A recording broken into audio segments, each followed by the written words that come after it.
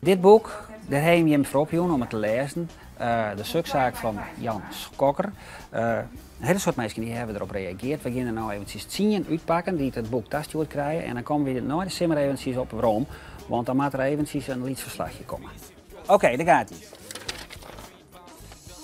Jonker uit Burgum. Gerrit Jansen, Jereveen. Daar is even een verhaaltje bij. Dat is een hele familie die het instuurt. Dus je moet dat boek eventjes machinaal lezen.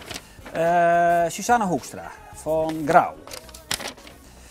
Sibyllina de Jong uit Burgum. Dat is nummer 4. Jeltje Abma uit Oudwanne. Hinke Heide uit Lippenhuizen is nummer 6.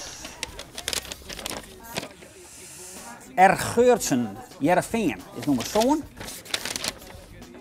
Grietje Stellingwerf uit Verwoorden is nummer 8. R. de Jong uit Lippenhuizen is nummer 9. En de laatste, die zie ik even van onderen pakken, dat is Anneke Mulder uit Oudwanne. Dat is hem.